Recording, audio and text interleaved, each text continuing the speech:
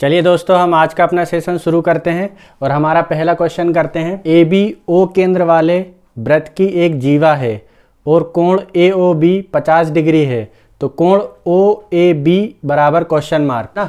तो हम एक वृत्त बना लेते हैं, इसका केंद्र बना लेते हैं ओ और एक जीवा बना लेते हैं ए बी। अब बोला कि कोण ए ओ बी ये वाला कोण कितना दिया हुआ है, हमें 50 डिग्री दिया हुआ है।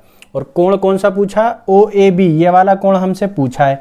देखिए ये भी वृत्त की त्रिज्या है, ये भी वृत्त की त्रिज्या है, तो दोनों भुजा बराबर हैं, तो बराबर भुजाओं के सामने के कोण बराबर होते हैं।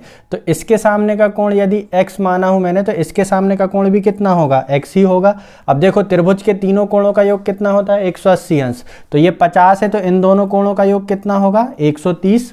x प्लस x बराबर कितना होगा, 130। तो 2x बराबर कितना हो गया, 130। तो x बराबर कितना हो गया, 65। ठीक है, सीधी सी बात है, त्रिभुज के तीनों कोणों का योग होता है 180 अंश। ये 50 दिया है और बाकी के दोनों कोण बराबर हैं, क्योंकि दोनों त्रिज्या के सामने के कोण हैं। तो दोनों कोण कैसे होंगे आपस में, बराबर। और 50 ये हो चुका, तो बचा 130। तो 130 को 2 भागों में बांट देंगे तो कितना हो जाएगा, 65। तो करेक्ट आंसर कितना हो जाएगा हमारा, 65। चलिए अगला क्वेश्चन देखते हैं हम। दिए गए चित्र में ए बी और सी डी समानांतर हैं। यदि कोण ए बी ओ बराबर 45 डिग्री तथा कोण सी ओ डी बराबर 100 डिग्री है, तो कोण सी डी ओ का मान ज्ञात कीजिए। मैं चित्र को थोड़ा बड़ा बना लेता हूं ताकि आप लोगों को आसानी से समझ में आ जाए। ये है हमारा ए बी सी डी और ओ।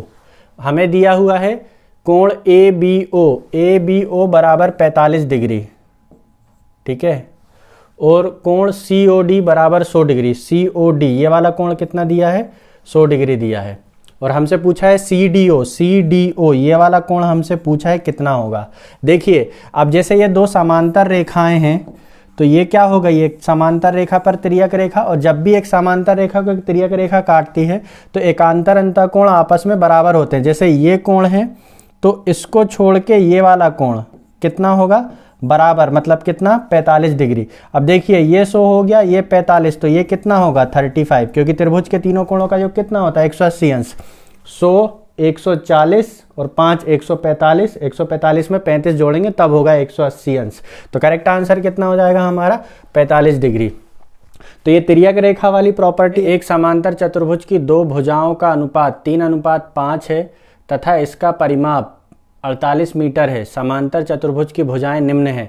तो समांतर चतुर्भुज क्या होता है, समांतर चतुर्भुज होता है आयत को थोड़ा सा हम अगर टिल्ड कर दें तो बन जाता है समांतर चतुर्भुज। तो आयत को मैंने टिल्ड किया तो ये लंबाई होगी, ये लंबाई होगी, ये चौड़ाई होगी, ये चौड़ाई होगी।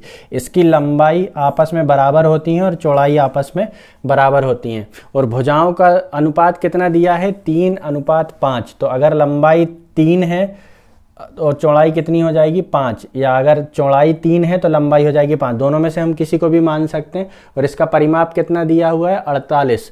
तो 3 और 5 8 और 3 11 और 5 16। अनुपातों को जोड़ रहा हूं मैं, 3:5, 5:5, फिर 3:5, फिर 5:5। तो 3 3 6 और 5 और 5 10, कितने अनुपात हो गए, 16। तो ये परिमाप बन गया, चारों बाउंड्री को मैंने जोड़ दिया और परिमाप बना कितना, 48। तो 1 पे वैल्यू कितनी आ गई, 3। हमसे क्या पूछा है, भुजाएं। तो 1 पे 3 है तो 3 पे कितना हो जाएगा, 9, और 5 पे कितना हो जाएगा, 15। तो भुजाएं कितनी आ जाएंगी हमारी, भुजाएं हमारी आ जाएंगी 9 और 15, 9 मीटर और 15 metre. 42 centimetre into 36 centimetre into 24 centimetre वाले घनाभ से 6 सेंटीमीटर कोर वाले कितने घन काटे जा सकते हैं। तो जब भी इस तरीके का क्वेश्चन आता है कि एक आकृति से दूसरी कितनी आकृति बनाई जा सकती हैं, तो दोनों कंडीशन में क्या होता है कि आयतन जो हमेशा हम बराबर लेते हैं। तो घनाभ का आयतन कितना होगा, घनाभ का आयतन कितना हो जाएगा, 42 इंटू 36 इंटू 24, क्योंकि घनाभ का आयतन क्या होता है, L into B into H. और जो घन होता है, घन का आयतन क्या होता है a क्यूब, और घन की भुजा कितनी दी हुई है हमें 6 सेंटीमीटर, तो घन का आयतन कितना हो जाएगा 6 × 6 × 6। अब इससे कितने घन बनाए जा सकते हैं, तो मैंने मान लिया कितने घन बनाए जा सकते हैं, n घन बनाए जा सकते हैं। और जब भी इस तरीके क्वेश्चन रहता है तो हम दोनों आयतनों को क्या करते हैं आपस में बराबर, तो काट देते हैं हम। 6 से काटो 6 7 42, फिर 6 से काटो 36, फिर 6 से काटो 24, है ना। तो कितना हो गया 6 चौके 24, 24 सत्ते कितना होता है 168। तो इस तरीके के जब भी क्वेश्चन आएंगे तो हमें करना क्या है, हमें आयतनों को बराबर करना है। और जो छोटी आकृति है उसको मान लो कि वो n छोटी आकृतियों से बड़ी आकृति के बराबर आयतन होगा। चलिए अगला क्वेश्चन करते हैं। एक समलंब का क्षेत्रफल 1586 सेंटीमीटर स्क्वायर है तथा समांतर भुजाओं के मध्य दूरी 26 सेंटीमीटर है। यदि एक समांतर भुजा 38 सेंटीमीटर है तो दूसरी भुजा की लंबाई निम्न होगी। तो समलंब चतुर्भुज कौन सा होता है, ट्रेपेजियम, इसको हम बोलते हैं समलंब चतुर्भुज। इसकी ये भुजा और ये भुजा दोनों समांतर होती हैं, इनको मैं बोलता हूं जैसे मान लो L1, तो ये कितनी हो जाएगी L2, और इनके बीच की जो दूरी होती है लंबवत दूरी, वही इसकी क्या होती है समलंब चतुर्भुज की ऊंचाई। तो हमें देखिए समांतर भुजाओं के मध्य दूरी कितनी दी हुई है 26 सेंटीमीटर दी हुई है, और एक समांतर भुजा की लंबाई कितनी दी हुई है 38 सेंटीमीटर दी हुई है। तो दूसरी की हमें निकालना है, और क्षेत्रफल कितना दिया है, इसका एरिया कितना दिया है 1586 सेंटीमीटर स्क्वायर दिया हुआ है। तो इसके क्षेत्रफल का फॉर्मूला होता है 1/2 समांतर भुजाओं का योग। समांतर भुजाओं का योग मतलब L1 + L2, समांतर भुजाओं का योग गुणित ऊंचाई। ऊंचाई कितनी है 26 गुणित ऊंचाई, ठीक है 1586। अब इसको हम रख देते हैं और कर लेते हैं 1/2 L1 + L2, तो ये हो जाएगा 38 + L2 की वैल्यू मुझे निकालना है इंटू ऊंचाई। ऊंचाई कितनी दी हुई है 26, बराबर में कितना हो जाएगा 1586। तो मैं इसको काट देता हूँ। 26, 13 दूनी 26, और ये 2 से 2 काट देंगे, है ना। तो 13 से काट देता हूँ, 13 एकम 13, बचेगा 2, 13 दूनी 26, बचेगा 2, 13 दूनी 26, ठीक है। तो 38 + L2 बराबर कितना हो जाएगा 122। तो यहाँ से L2 का मान कितना आ जाएगा 120 में से 30 गए, 122 में से 40 चले गए, तो कितना बचेगा 182, लेकिन 38 का था तो कितना 84। तो करेक्ट आंसर कितना हो जाएगा हमारा 84। चलिए अगला करते हैं। एक न्यून कोणित त्रिभुज ABC का आधार BC D को निर्मित करता है। CE समानांतर BA को इस तरह आरेखित करें कि CA बाह्य कोण ACD को विभाजित करे। यदि कोण ABC बराबर 40 डिग्री और कोण BCA बराबर 55 डिग्री है तो कोण ACE बराबर, चलिए हम अपना डायग्राम बना लेते हैं। ABC एक न्यून कोण त्रिभुज है, तो न्यून कोण त्रिभुज क्या होता है जिसका एक भी कोण 90 या उससे ज़्यादा ना हो, और आधार क्या है BC है, तो A Aadhaar BC, BC D को निर्मित करता है, BC D को निर्मित करता है, तो मैंने BC को बढ़ा के D बना लिया। CE BA के समानांतर है, CE BA के समानांतर है, BA के समानांतर क्या है CE, तो CE BA के समानांतर CE, तो ये हो गया CE को इस तरह आरेखित करता है कि CA कोण ACD को विभाजित करे, बाह्य विभाजित करे, तो ये कोण ACD हो गया, इसको विभाजित कर रहा है, ठीक है। अब क्या बोल रहा है कोण ABC बराबर 40 डिग्री, कोण ABC बराबर कितना है 40 डिग्री है, और कोण BCA बराबर 55 डिग्री है। कोण BCA बराबर कितना है, ये 55 डिग्री है, ठीक है 40 डिग्री और 55 डिग्री। तो कोण ACE ये वाला कोण हमें बताना है कितना होगा, ठीक है। अब देखिए ये दोनों समांतर रेखाएं हैं, इसको मैं ऐसे देखूंगा, ये दोनों समांतर रेखाएं हैं, AB और CE समांतर रेखाएं, और ये क्या हो जाएगी एक तिर्यक रेखा। तो ये क्या हो गया 40 डिग्री है, और ये क्या हो जाएगा ये भी 40 डिग्री हो जाएगा। अब देखिए एक सरल रेखा पर कितने डिग्री का कोण बनता है, 180 डिग्री का कोण बनता है। तो ये 40 है, ये 55 है, तो ये बचा हुआ कितना होगा, 180 में से घटाना पड़ेगा। तो x की वैल्यू क्या हो जाएगी, 180 माइनस 55 प्लस 40। तो ये कितना हो जाएगा, x बराबर 180 में से 95 गए तो कितना बचेगा, 85 डिग्री बचेगा। तो करेक्ट आंसर हमारा कितना हो जाएगा, 85 डिग्री।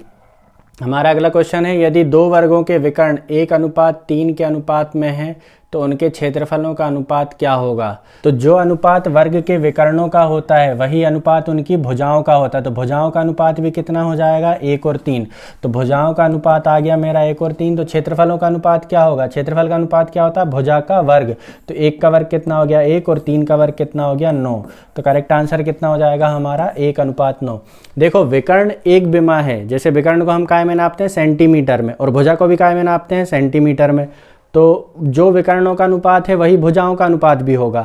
लेकिन क्षेत्रफल क्या है, क्षेत्रफल जो है वो 2 डायमेंशनल चीज़ है ना, मतलब उसमें लंबाई चौड़ाई 2 चीज़ें हो जाती हैं, इसलिए वो काय में आता है, सेंटीमीटर स्क्वायर में।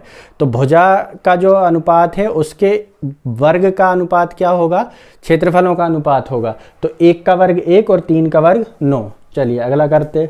ये क्या लिखा हुआ है, 8 क्यूब रूट 8x की power 6 minus 3 under root cube root 27x की पावर 6। हमें क्या दिया हुआ है, 8 क्यूब रूट 8x की power 6 minus cube root 27x की पावर 6। तो ये क्यूब रूट का मतलब क्या होता है, क्यूब के रूप में बाहर आती हैं चीज़ें। तो 8 में से क्या बाहर आएगा, 2, और x की पावर 6 में से क्या बाहर आएगा, x का स्क्वायर, है ना, क्योंकि x की पावर 2 इंटू एक्स की पावर 2 इंटू एक्स की पावर 2, तब बनेगा x की पावर 6। तो 3 पेयर का 1 पेयर बाहर आ गया, माइनस ऐसी 27 का क्या बाहर आ जाएगा 3, और x की पावर 6 में कितना जाएगा x स्क्वायर। तो कितना हुआ देखो, ये 16x स्क्वायर और ये बना 3x स्क्वायर। तो 16x स्क्वायर में से 3x स्क्वायर गया तो कितना बचा, 13x स्क्वायर। तो करेक्ट आंसर हमारा कितना हो जाएगा, 13x स्क्वायर। चलिए अगला क्वेश्चन देखते हैं। संलग्न चित्र में O वृत्त का केंद्र है, यदि कोण ACB बराबर 105 डिग्री है तो प्रतिवर्त कोण AOB का मान कितना होगा, है ना। देखिए ये बन गया मेरा वृत्त और ये हो गया बिंदु A, ये हो गया वृत्त का केंद्र O और ये हो गया बिंदु C, ABC। तो ये देखिए ये वाला कोण कितना दिया है हमें, ACB कोण, ये वाला कोण कितना दिया है 105 डिग्री। तो देखिए जब ये 105 डिग्री है, जैसे मान लो मैं A से B को मिला दूं तो ये जीवा बन गई।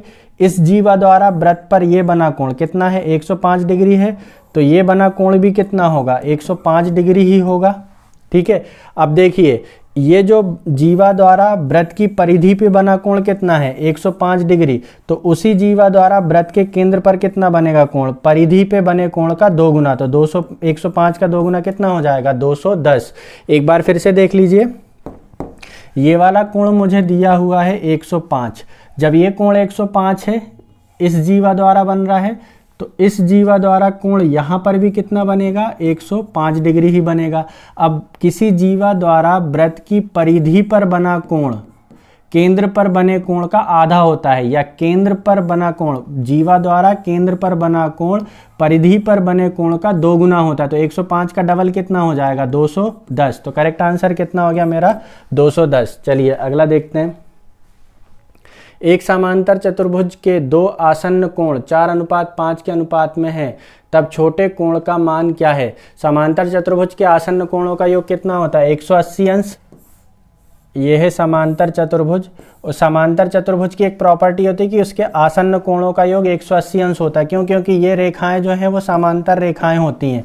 जब ये आगे बढ़ती हैं तो कैसे बनते हैं, सह अंतः कोण, और सह अंतः कोणों का योग कितना होता है, 180 अंश। तो ये आसन्न कोण कितने दिए हैं, 4 और 5 के अनुपात में दिए हुए हैं।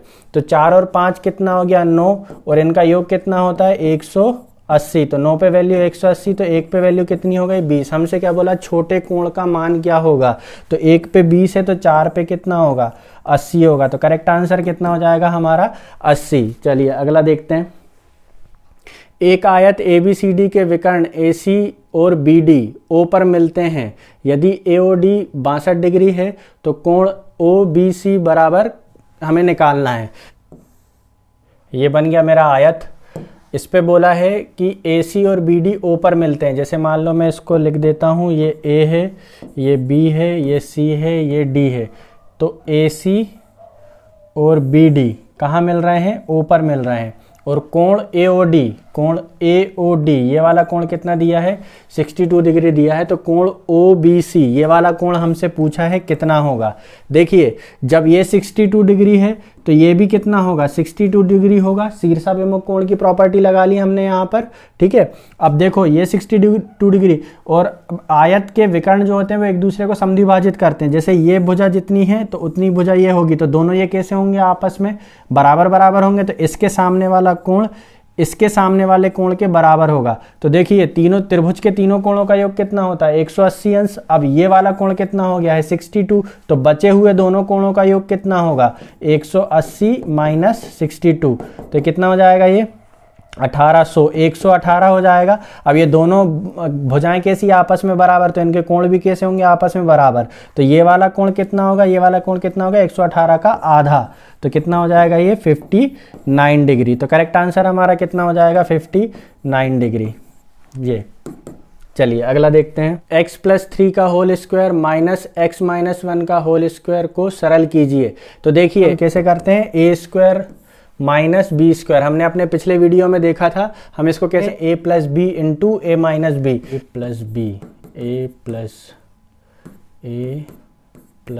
a+b into a - b, x+3 minus x - 1। ठीक, ये मैंने क्वेश्चन को हमारे a² माइनस b² को लिख लिया मैंने a+b इंटू a - b। ऐसे ही करते हैं हम, a² माइनस b² के फॉर्मूले से खोल लिया। अब क्या करेंगे? हम इसको सिंप्लीफाइड करेंगे तो ये हो जाएगा x+3 प्लस x - 1, ये एक ब्रैकेट में आ जाएगा। दूसरे ब्रैकेट में देखिए ये हो जाएगा x+3 और ये माइनस का इंटू होगा अंदर, तो कितना हो जाएगा? ये माइनस और ये माइनस का अंदर इंटू हो जाएगा तो 1 -1 में 1 माइनस का इंटू होगा तो कितना हो जाएगा? +1। अब देखिए x और x मिलके कितने हो गए? 2x और 3 में से 1 गया तो कितना बचा? 2। ऐसे ही यहाँ पे देखो x में से x क्या हो गया? कट गया। 3 + 1 कितना हो गया? 4। अब यहाँ पर देखो अगर मैं इसमें से 2 कॉमन ले लूँ तो क्या बचेगा? x + 1 और 2 कॉमन लिया तो 2 बाहर आके 4 के साथ मल्टीप्लाई हो जाएगा। कितना हो जाएगा? 8। तो करेक्ट आंसर हमारा क्या बनेगा? 8 इन ब्रैकेट x + 1। तो करेक्ट आंसर हो गया 8 इन ब्रैकेट x + 1। चलिए अगला करते हैं। एक गांव के निकट 240 मीटर के व्यास का एक वृत्ताकार गड्ढा बनाया गया। प्रभावित भूमि का क्षेत्रफल मीटर स्क्वायर में है। तो हमें करना क्या है? देखो वृत्ताकार गड्ढा खोदा गया है तो क्षेत्र भी कैसा प्रभावित होगा? वृत्ताकार ही होगा। और उस वृत्त का व्यास कितना दिया है? 240। तो त्रिज्या कितनी हो जाएगी? 120। तो सीधे हम इस जो क्षेत्र जो प्रभावित हुआ है उसका क्षेत्रफल निकाल लेते हैं। और क्षेत्र कैसा है? वृत्ताकार है। तो हमें फॉर्मूला किसका लगाना पड़ेगा? वृत्त के क्षेत्रफल का। तो वृत्त का क्षेत्रफल क्या होता है? पाई r² मतलब कितना? 120 इंटू 120। अब इसके आगे हम कैलकुलेट करेंगे तो इसको मैं पाई ही रहने देता हूँ और इसको लिख लेता हूँ 12 में 12 का गुणा 144 और 00। तो कितना हो गया? 14400 पाई। तो करेक्ट आंसर हमारा होना चाहिए 14400 पाई। 14400 पाई। ये दिख नहीं रहा है, ये क्या है? 14400 पाई ही है। चलिए अगला करते हैं। यदि -14x² minus 13x plus 12x plus 3 द्वारा विभाजित होता है तो शेषफल क्या होगा? हमने लास्ट वीडियो में अपने एक क्वेश्चन देखा था, है ना, a - 1 वाला। तो मैं जब भी किसी से विभाजित करता हूँ तो उसके बराबर में क्या रख लेता हूँ? 0 और वहाँ से निकालता हूँ x का मान। तो x का मान कितना जाएगा? -3/2। अब ये जो x का मान आया है ये हम अपने समीकरण में रखेंगे। किस में? इस समीकरण में रखेंगे और हमें क्या पता चल जाएगा? हमारा शेषफल। तो कितना है? -14x² का मान कितना हो जाएगा? 9/4 -13 x का मान कितना है? -3/2 और प्लस के कितने हो जाएंगे? 12। तो बस सॉल्व कर लेते हैं। तो ये हो जाएगा 14 9 में कितना होगा? 126 -126 के बटे में 4 माइनस और माइनस मिलके हो जाएंगे ये प्लस 39 अपॉन में 2 और प्लस में कितना है 12, तो मैं ले लेता हूँ अपॉन में 1 और एलसीएम ले लेता हूँ 4 माइनस 126 प्लस 78 और ये प्लस कितनी बार कटेगा 12 चौके 48, तो ये कितना हो गया 70 और 40 110 और 16 126, तो 126 से 126 क्या होगा कट जाएगा, तो बचेगा क्या 0 अपॉन में 4, जीरो किसी भी संख्या के ऊपर 0 है मतलब वो कितना है 0 है, तो करेक्ट आंसर कितना हो जाएगा हमारा 0। चलिए अगला करते हैं। यदि x और y वास्तविक संख्या हैं तो 7x प्लस 4y अपॉन में 4x माइनस 2y के मान का परिकलन करें, जहां दिया है कि x अनुपात 2y बराबर 3 अनुपात 2। तो जब भी देखिए समघाती, जब भी हमें समघातीय दिया रहता है, जैसे x और 2y ये कैसे हैं समघाती हैं, मतलब इसकी भी घात 1 है और यहाँ पे भी घात 1 ही है, तो हम इसको डायरेक्ट कंपेयर कर सकते हैं। तो मैं इसको लिख सकता हूँ x बराबर 3 और 2y बराबर कितना लिख सकता हूँ 2, मतलब y का मान कितना है 1। अब हमें पता चल गया कि x का मान 3 है और y का मान कितना है 1 है। अब हम उठा के क्या करेंगे इसको, जिसके मान का परिकलन करना है, किस का मान का परिकलन करना है 7x प्लस 4y के बटे में 4x माइनस 2y, इसका परिकलन करना, तो मैं उठा के इसका मान रख दूंगा, x की जगह पे कितना रख लूंगा 3, तो 7 दिया कितना हो जाएगा 21 प्लस y के जगह में 1, तो कितना हो जाएगा 4 1 जा 4, फिर x की जगह पे रखूंगा 3, तो कितना हो जाएगा 4 3 जा 12 माइनस 2 इंटू 1 2 1 जा 2। चलिए तो कितना हो गया ये 25 अपॉन में कितना हो जाएगा 10, तो ये कितना हो जाएगा 5 अपॉन में 2, तो 5 अपॉन में 2 हमारा क्या हो जाएगा करेक्ट आंसर। जब भी समघातीय रूप में दिया हो तो हम डायरेक्ट कंपेयर कर सकते हैं, है ना। ये हम ट्रिग्नोमेट्री में भी इसको यूज करता हूं मैं, जैसे टेन थीटा बराबर दिया है 3/5, तो हम इसको लिखते हैं साइन थीटा के बटे में कॉस थीटा और ये हो जाएगा 3/5। तो समघाती तो मैं सीधे साइन थीटा का मान 3 और कॉस थीटा का मान 5 रख के ट्रिग्नोमेट्री क्वेश्चन को भी हम सॉल्व कर सकते हैं। चलिए अगर यदि 2 की पावर x माइनस 3 इंटू 2 की पावर 2x प्लस 3 इंटू 2 की पावर x माइनस 12 बराबर 1 है तो x का मान निम्न होगा। तो जब भी इस तरीके से दिया होता है तो हम इसको क्या गुणे में क्या होती घातें जुड़ती हैं और बेस हमें समान होना चाहिए। तो जैसे 2 की पावर कितनी है x माइनस 3 इंटू 2 की पावर यहाँ कितनी है 2x प्लस 3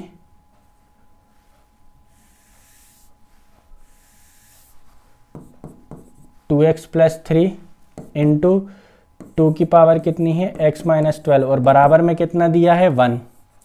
तो 1 का मतलब कि जब किसी की पावर 0 होती तो उसका आंसर कितना आता है 1 आता है। तो यहाँ पर देखो सारा बेस कितना है 2 है, तो मैं यहाँ भी बेस कितना बनाऊंगा 2, तो इस 1 को क्या लिख लूंगा मैं 2 की पावर 0। अब ये सारे गुणे में है तो गुणे में क्या होती हैं बेस समान हो तो घातें जुड़ जाती हैं। तो घात कितनी हो जाएगी x minus 3 plus 2x plus 3 plus x minus 12 और ये बराबर में कितना हो जाएगा 2 की पावर 0।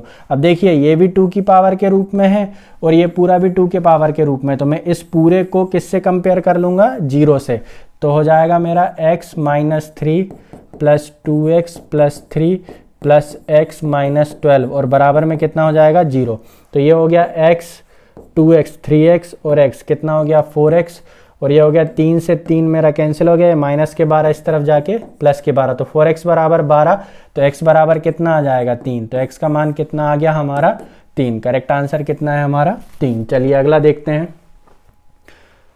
समान ऊंचाई वाले दो बेलनों के आयतनों का अनुपात निम्न है जिनकी त्रिज्याएं 1:4 है। तो समान ऊंचाई है ना, तो बेलन का आयतन क्या होता है पाई r² h। तो देखो ये तो समान है, इससे कोई फर्क नहीं पड़ना, और पाई का मान पाई है ना, वो तो एक अचर राशि है। अब इसमें क्या दिया है 1:4, किसका अनुपात दिया है त्रिज्याओं का, तो त्रिज्या का वर्ग होता है आयतन में, तो 1 का वर्ग कितना हो जाएगा 1 और 4 का वर्ग कितना हो जाएगा 16, तो आयतनों में अनुपात कितना बनेगा 1:16। तो बेसिक अगर हमारा फॉर्मूला क्लियर है तो इस तरीके क्वेश्चन को हम बहुत आसानी से कर सकते हैं। चलिए अगला करते हैं। ओ केंद्र वाले एक वृत्त में ए बी और सी डी दो एक दूसरे के लंबवत व्यास हैं, जीवा AC की लंबाई निम्न होगी। तो मैं मान लेता हूं ये AB और ये सी डी। व्यास हमेशा किससे होकर गुजरेगा? केंद्र से।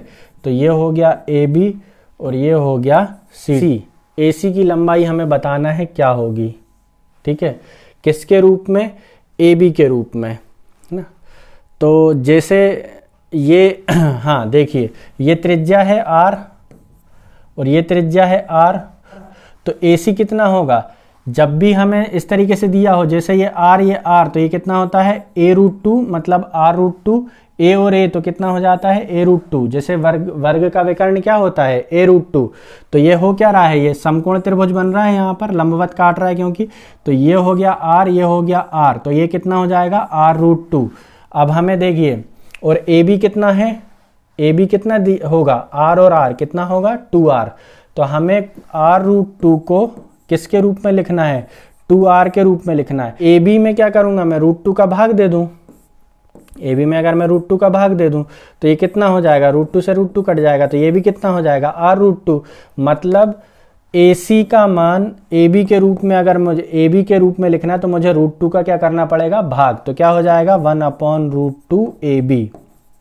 तो ए बी से ए सी लाने के लिए मुझे ए बी में क्या करना पड़ रहा है? √2 का भाग देना पड़ रहा है। तो ए बी अपॉन में √2 या 1/√2 ए बी। चलिए अगला देखते हैं। यदि ए बी सी डी एक चतुर्भुज है जिसकी भुजा ए बी बराबर 8.3 सेंटीमीटर और इसकी परिधि 26 सेंटीमीटर है, तो बी सी बराबर क्या होगा? तो चतुर्भुज है ना, और परिधि कितनी दी हुई है? 26। तो बी सी का मान बताना है। ए बी से ए बी 8.3 और 8.3 कितना हो जाएगा? 16.6, ठीक, सामने की भुजा। और परिमाप कितना है? 26। तो 26 को माइनस कर लो, तो 16 घटाते तो बचता 10.6, मतलब 9.4 बचा। अब 9.4 में भी आमने सामने की दो भुजाएं होंगी तो वो कितनी हो जाएंगी? 4.7। तो करेक्ट आंसर कितना हो जाएगा? 4.7। कुछ नहीं है, ये आयत जैसे इसको कर लेना। 2 की पावर 10 इंटू 5 की पावर 8 में अंकों की संख्या निम्न होगी। तो देखिए अच्छा क्वेश्चन है, लॉजिकल क्वेश्चन है। 2 की पावर 10 इंटू 5 की पावर 8।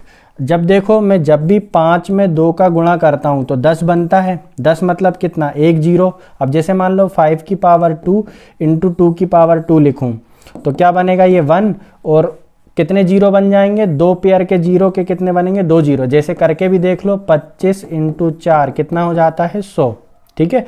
तो 2 जीरो और 1 लगेगा। अब जैसे यहाँ पे मैं देखूँ, ये 5 तो 8 है मेरे पास, लेकिन 2 की भी कितनी पावर है? 10 है, तो मैं इसको लिखूंगा 2 की पावर 8 इंटू 2 की पावर 2, ठीक है। अब यहाँ पे देखो, 5 की पावर 8 और 2 की पावर 8 से क्या बनेगा? 1 और कितने जीरो? 8 जीरो, 2 4 6 8। और ये कितना है? 2 की घात 2 मतलब कितना? 4। तो इंटू कितना बनेगा? 4। तो जब इसमें मैं 4 का गुणा करूंगा तो 4, और ये जीरो उतने ही रहने वाले हैं। तो संख्याएं कितनी बनेंगी? 2 4 6 8 और 1 9। तो करेक्ट आंसर कितना हो जाएगा मेरा? 9। जब भी इकाई के अंक में कितने जीरो होंगे या अंकों की संख्या ज्ञात कीजिए तो 5 और 2 का ध्यान रखना है। जितने 5 और 2 के पेयर बनेंगे उतने ही अंक जीरो होंगे, और अंकों की संख्या भी हम उसमें आसानी से इस तरीके से निकाल सकते हैं। तो ये आज का हमारा वीडियो ख़त्म हुआ। आज हमने एडवांस लेवल के कुछ और क्वेश्चंस को किया। इसमें हमारे ज्यामिति के क्वेश्चन, क्षेत्रमिति के क्वेश्चन और बीजगणित के क्वेश्चन हैं। इसकी प्रैक्टिस कीजिए, पुराने पेपर्स को सॉल्व कीजिए। Thank you.